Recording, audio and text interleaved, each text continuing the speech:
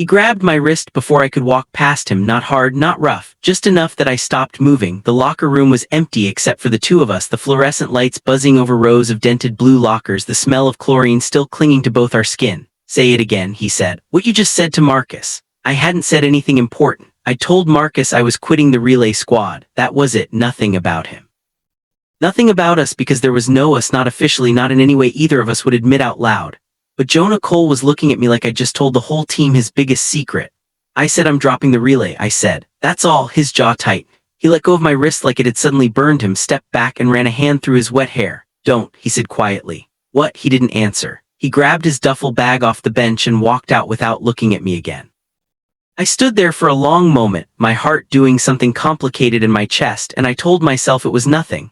I told myself this was just Jonah being Jonah, intense about swimming, intense about the team, intense about everything. But it wasn't the first time he'd grabbed my wrist like that. It wasn't the first time he'd looked at me and then looked away like he'd caught himself doing something forbidden. And 3 weeks later, I would find out that the reason he kept reaching for me and then pulling back had nothing to do with the relay, and everything to do with a secret he'd been burying since he was 17 years old. My name is Eli Foster. I was a sophomore at a state school in Ohio on a partial swim scholarship that covered exactly enough tuition to keep my mother from crying about money over the phone. I wasn't the fastest swimmer on the team. I wasn't the most social. I showed up, I did the work, I went home to my dorm room and studied and didn't make waves, because making waves wasn't something people like me could afford. Jonah Cole was the opposite of me in almost every way. Team captain, senior. The kind of guy who filled up a room the second he walked into it, laughing loud, slapping backs, remembering everyone's name and their girlfriend's name, and what they'd said 3 weeks ago about their little sister's soccer game. He had a girlfriend named Bree who worked at the campus radio station and looked like she belonged in a magazine spread about the perfect college couple. Everyone loved Jonah. Everyone wanted to be near Jonah. I didn't understand why out of the entire team he'd started finding reasons to be near me. It started small. He'd sit next to me on the bus to away meets, even though there were seats closer to his friends. He'd ask which lane I wanted before practice, like my preference actually mattered to the lineup. He started remembering things about me I hadn't even realized I'd told him, like the fact that my dad left when I was 11, or that I hated the smell of the campus dining hall on burger night. I told myself it was just captain behavior, making sure the underclassmen felt included. Except captains don't usually text you at 1 in the morning asking if you're still awake, and then never mention it again the next day. Except captains don't usually stare at you across the pool deck for 3 full seconds before catching themselves and looking away. The first real crack in the wall happened on a Tuesday in October. Practice had run late. Coach Whitfield kept us an extra 20 minutes running relay starts, and by the time we hit the locker room, most of the team had already left for the dining hall. It was just me, Jonah, and Marcus Webb, who was toweling off near the showers and talking about a party that weekend. "You coming, Foster?" Marcus asked me. "Probably not," I said. "I've got a chem exam Thursday." "You never come to anything." Jonah, 3 lockers down, didn't say a word. But I saw him glance over just for a second, like he was listening more closely than he wanted anyone to know. Marcus left first, grabbing his bag and heading out with a wave that left me and Jonah alone. Again, it was becoming a pattern I hadn't let myself name yet. I was pulling my shirt over my head when I felt him behind me, closer than he needed to be to reach his own locker. "You should go to the party," he said. "Why do you care?" "I don't," he said too fast. Then quieter, "I mean, you should have fun sometimes, that's all." I turned around. He was closer than I expected, close enough that I could see a bead of water still sliding down the side of his neck, close enough that for one absurd second I thought he might actually reach out and touch my face. He didn't. He stepped back like he'd remembered something urgent, grabbed his bag and said, "See you tomorrow," in a voice that didn't sound like his normal voice at all. I stood there in the empty locker room for a long time after he left, replaying it, trying to convince myself I was imagining things. I wasn't imagining things. I was just the only one who'd noticed yet. Over the next few weeks I started paying attention the way you pay attention to a puzzle you can't solve. Jonah in public was loud, easy, always surrounded. Jonah when it was just the two of us was different, quieter, careful, like he was constantly editing himself in real time. He'd bring me coffee before early practice and act annoyed if I thanked him too much. He'd defend me if anyone on the team gave me a hard time about my times, snapping at guys twice as fast as him to back off. And once when I mentioned offhand that I hadn't heard from my dad in over a year, he went completely silent, staring at the pool water for almost a full minute before saying, "That's messed up. You didn't deserve that," in a voice that sounded like it was carrying more weight than the sentence should. I started noticing things about myself too. The way I checked my phone the second practice ended, hopping for a text from him. The way I replayed our conversations at night, picking apart every word for hidden meaning. The way jealousy hit me like a physical blow when Bree showed up to meet and kissed him on the pool deck in front of everyone, and he let her, smiling for the cameras like it was easy. I hated how much that smile bothered me. I hated more that I understood somewhere underneath the hurt that the smile wasn't real. I'd seen his real smile. It didn't look anything like that one. The first major twist came in November at a meet 3 hours away in Bowling Green. We'd won. The team was loud on the bus ride back, someone's phone playing music through a speaker, guys shouting over each other about the relay times. I had my earbuds in, staring out the window, trying to disappear into the noise the way I usually did. Jonah dropped into the seat beside me. He smelled like chlorine and cheap gas station cologne, and he was quiet in a way that didn't match the mood of the bus. "Can I ask you something?" he said. "Sure." "Does it bother you, being different from everybody else on the team?" I turned to look at him. "What do you mean?" he shrugged, staring straight ahead at the seat in front of him. "You just seem like you're carrying something all the time, like you're waiting for people to figure something out about you." My chest went tight. For one terrifying second I thought he knew. I thought somehow he'd figured out the thing I hadn't said out loud to anyone. Not my roommate, not my mother, not even in the privacy of my own head most days. The thing about how I looked at him. The thing about how I looked at guys in general and had known it since I was 14 and too scared to say it. "I don't know what you mean," I said carefully. He looked at me, then really looked, and for a moment something passed between us that felt too honest for a bus full of teammates 3 seats away. "Never mind," he said and looked out the window again, but his knee stayed pressed against mine for the rest of the ride and neither of us moved away. That was the night I stopped pretending to myself that this was nothing. I didn't know yet what it was to him, but I knew what it had become to me. The second twist arrived 2 weeks later, and it came from a direction I never expected. Bree. She found me at the campus coffee shop on a Thursday afternoon, sliding into the seat across from me without asking, setting her own drink down like she'd planned this. "Lee, right?" she said. "Jonah's friend." "Yeah, I need to ask you something and I need you to be honest with me." My stomach dropped straight through the floor. "Okay, something going on with you too." I opened my mouth to deny it immediately, the way I'd practiced denying things my whole life, but something in her expression stopped me. She didn't look angry, she looked tired. Tired in a way that suggested this wasn't the first time she'd asked herself this question. "There's nothing going on," I said, and it was almost true in the narrow technical sense that we'd never done anything, never said anything, never crossed any line that could be pointed to and named. Bree studied me for a long moment and then she did something I didn't expect. She laughed, short and humorless. "You know what's funny?" she said. "I've known Jonah since sophomore year of high school. I know when he's lying to me. I've known for a while." "Known what?" She looked at me like the answer was obvious, like I was the only person in the entire situation still pretending not to see it. "Not here to yell at you," she said. "I just needed to know if I was imagining it." "I'm not imagining it." She stood up, gathered her bag and paused before leaving. "He's scared, Eli, more scared than you probably realize. His dad is not a safe person to be honest with. I'd tread carefully if I were you." Then she left, and I sat there with a cooling coffee and a completely rearranged understanding of everything I thought I knew. Bree wasn't the obstacle I'd assumed she was. She was something else entirely. A person caught in the middle of a situation she hadn't chosen either, quietly watching the boy she was dating fall for someone he couldn't let himself have. I didn't confront Jonah about it right away. I didn't know how to bring it up without breaking something that felt fragile enough to shatter on contact. Instead, I watched him more carefully after that conversation. I started noticing the specific weight in the way he talked about his father, a man named Richard Cole, a former Marine who'd coached Jonah in swimming since he was 6 years old, and who showed up to exactly 1 meet a season, always sitting in the top corner of the bleachers with his arms crossed, never cheering, only evaluating.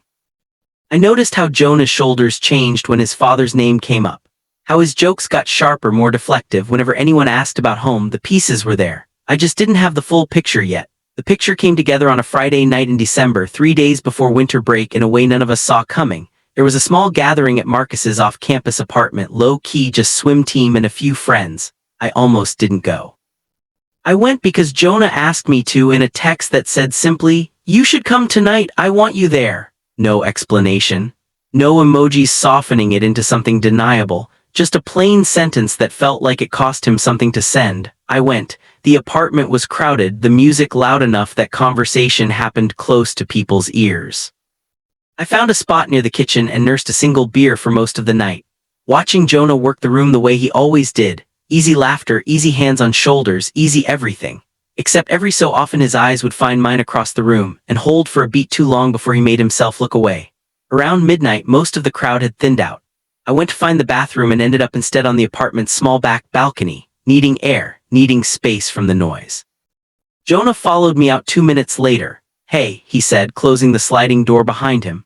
We stood there in the cold December air, breath fogging between us, close enough that I could feel the heat coming off him despite the temperature. "I need to tell you something," he said, "and I need you to not say anything until I'm done, because if you say anything I'm going to lose my nerve." My heart was pounding so hard I was sure he could hear it. "Okay," I said. "Known since I was 17, he said, staring out at the parking lot instead of at me. "That I liked guys, not just girls, gays too. I told one person, a guy on my high school team back in Michigan. His name was Danny. We were together for 4 months secretly, and it was the best 4 months of my life, and then my dad found a text on my phone and he lost it. Like actually lost it. Broke my phone against the wall. Told me if I ever did anything like that again he'd stop paying for college, stop coming to meets, stop calling me his son. I stayed silent the way he'd asked, even though every part of me wanted to reach for him. So I buried it," he continued.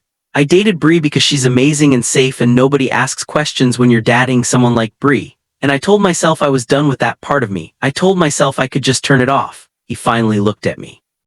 "And then you showed up on this team," he said, "quiet and guarded and carrying something you never talk about, and I couldn't turn anything off anymore. I've been trying for 2 years, Eli, and I can't do it around you. I don't know how to be around you and not feel it." Confession hung in the cold air between us, fragile as breath. "Jonah," I started. "Don't," he said. "Please don't say it back if you don't mean it. I don't think I can handle that right now." "I mean it," I said. "I've meant it since October, maybe longer. I just didn't think it was something I was allowed to say." Something in his face broke open. Relief and fear tangled together so completely I couldn't tell where one ended and the other began. He reached out and touched my jaw, careful, like he expected me to pull away. Like some part of him still couldn't believe this was real. I didn't pull away. The kiss was slow and uncertain at first. Two people who'd spent months talking themselves out of exactly this moment. And then it wasn't uncertain at all. We broke apart when the sliding door opened behind us. Marcus stood there, half a beer in hand, frozen in the doorway with an expression I will remember for the rest of my life. Nobody said anything for what felt like an eternity. "I was just," Marcus started, then stopped, then turned around and walked back inside without finishing the sentence. Jonah's face had gone completely white. "He's not going to say anything," I said, trying to sound more certain than I felt. "You don't know that," Jonah said, and just like that the walls went back up faster than they'd ever come down. "You don't understand what happens if this gets out, Eli. You don't understand what my dad will do." So we talked to Marcus. We ask him to keep it quiet. What if he doesn't? What if this becomes a thing people whisper about in the locker room? What if it gets back to my dad through some cousin of a cousin who knows somebody on this team? I could see the panic building in him, could see 2 years of careful control unraveling in real time, and I didn't know how to catch him. "Jonah, I need to go," he said, and he left the balcony, left the party without looking back. I stood there alone in the cold for a long time before I made myself go back inside. Marcus found me by the door as I was leaving. "Lee," he said quietly. "I'm not gonna say anything, I promise. I was just surprised." "Thank you," I said, and I believed him. I still believe him now. But belief doesn't undo panic once panic has already taken hold, and over the next week Jonah didn't just pull away from me. He disappeared entirely. He stopped sitting near me on the bus. He stopped bringing coffee before practice.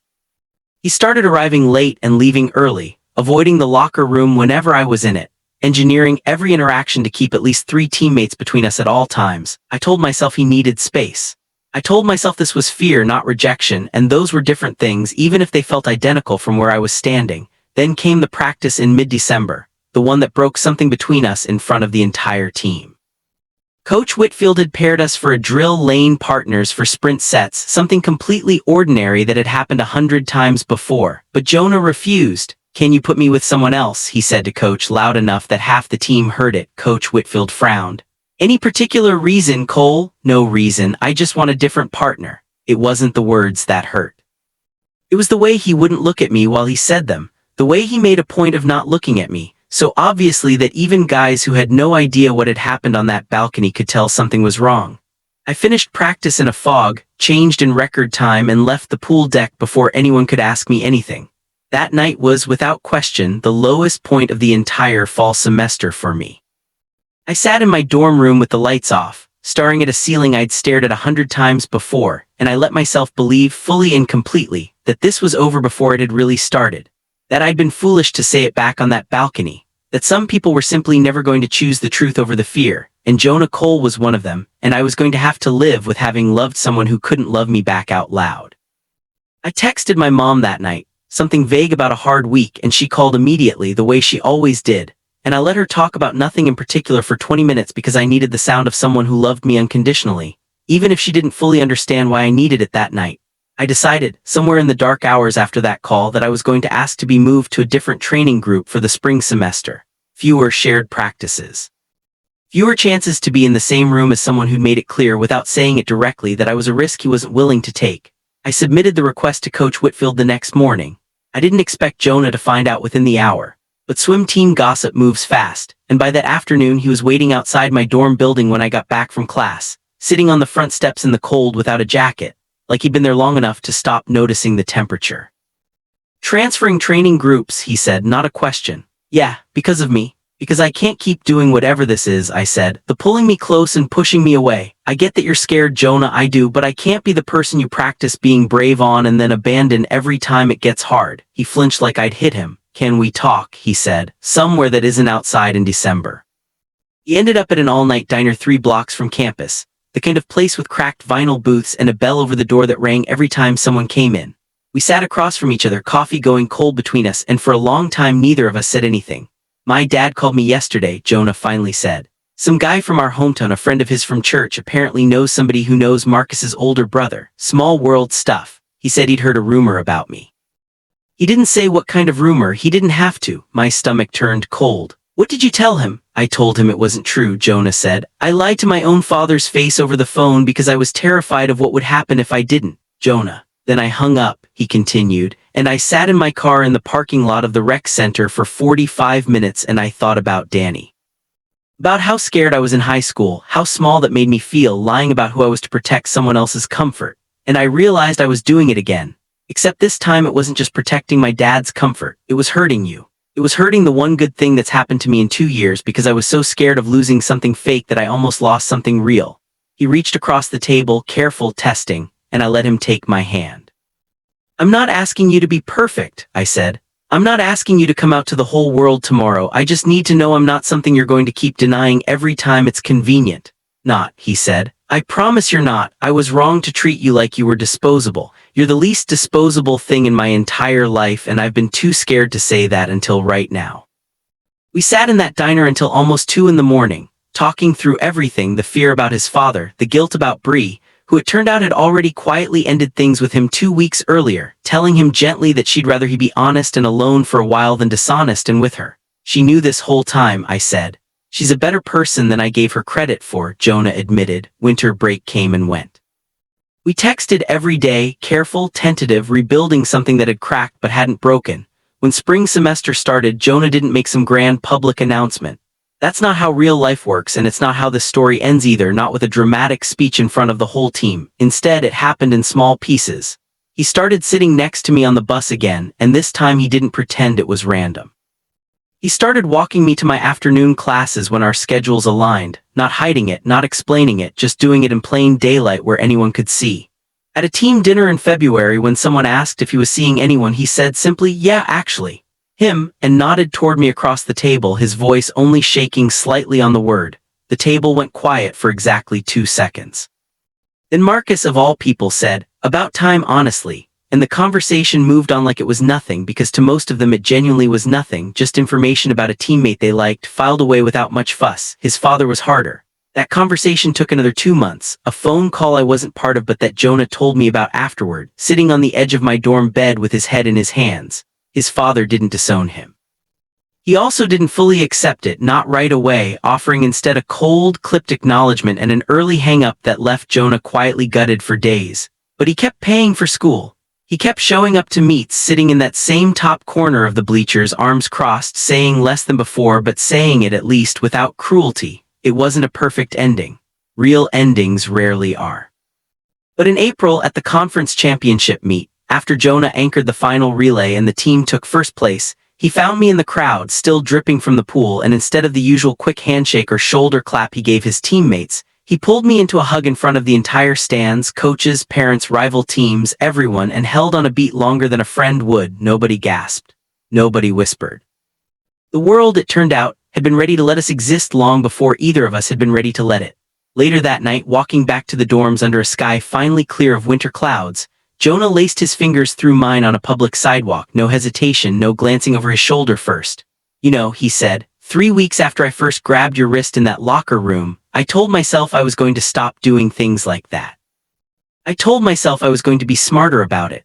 You weren't very smart about it, I said. He laughed, the real laugh, the one I'd spent months learning to recognize as different from all his other laughs. No, he agreed. I really wasn't. We stopped under a streetlight, and he looked at me the way he used to look at me across the pool deck when he thought no one was watching, except now he wasn't hiding it and there was nothing left unanswered between us. I'm glad you weren't, I said.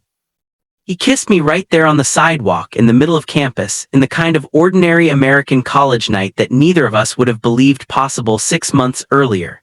This fictional LGBTQ love story was written for anyone who has ever waited 3 weeks or 3 years for someone to stop pulling away. Some hands hold on the second time. That's usually the one that matters.